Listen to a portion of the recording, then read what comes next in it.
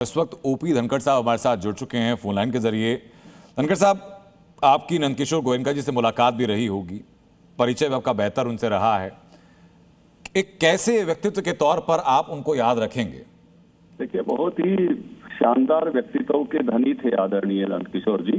बहुत धार्मिक वृत्ति के व्यक्ति थे। अगर अग्रोहा धाम जो डेवलप हुआ, पूरा तीर्थ उनकी देखरेख में डेवलप हुआ है। गौशाला संचालन में भी उनकी सबसे महत्वपूर्ण भूमिका रहती थी। और एक एक जो मैं कहूंगा कि पत्थर वहां लगा है, ईंट जो लगी है, जब ये तीर्थ डेवलप हो रहा था उस समय मैं विद्यार्थी परिषद का राष्ट्रीय सचिव था और लगातार उनके पास मेरा आना जाना, मिलना जुलना होता था।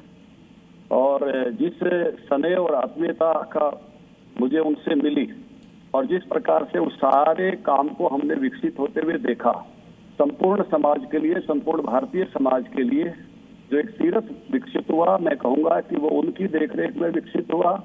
और पूरा भरोसा अग्रवाल समाज उन पर करता था। उनकी नेकनीयती, उनकी धार्मिकता, उनकी दानशीलता, उनका सेवा भाव बहुत ही गजब का था।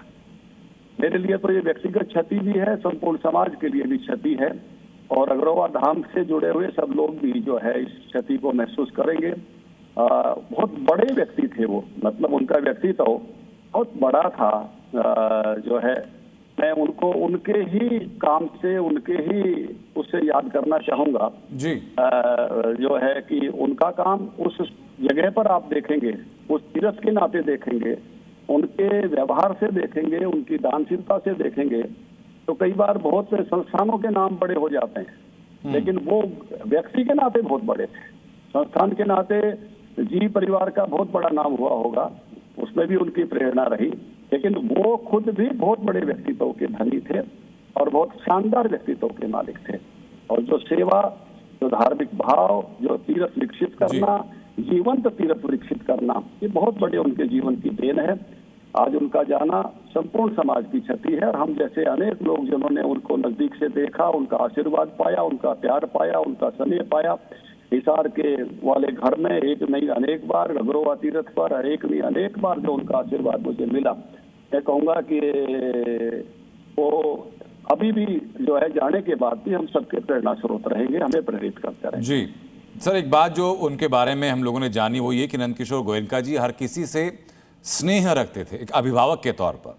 तो आपके जीवन में उनके व्यक्तित्व का प्रभाव या अभिभावक के तौर पर आपके प्रति उनका कैसा स्नेह रहा?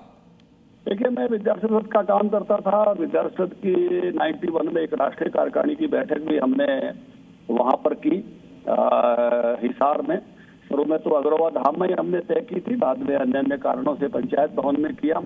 लेकिन वहां भी नंदकिशोर जी ने आके इस तरह से आशीर्वाद और स्नेह दिया कि जैसे हम अग्रोहा धाम में ही उसको कर रहे हों जी। बहुत ही उनका ऐसा व्यवहार था। अनेक बातें मुझे आज भी याद है। ये मंदिर का जो परिसर बन रहा था, उसकी छत गिर रही थी और मसाला ले जाने वाली टेम्परेरी लिफ्ट में से हम ऊपर गए और छत पे जाने के बाद उन्होंने कहा, धनखड़ जी यहाँ जो ऊपर आता है उससे मैं कम से कम 11,000 रुपये जरूर लेता हूँ जी। मैंने कहा, मैं तो विद्यार्थी परिषद की बैठक हो रही है, उसके लिए लेने आया हूँ, 11 लेकर ही उतरने वाला जी।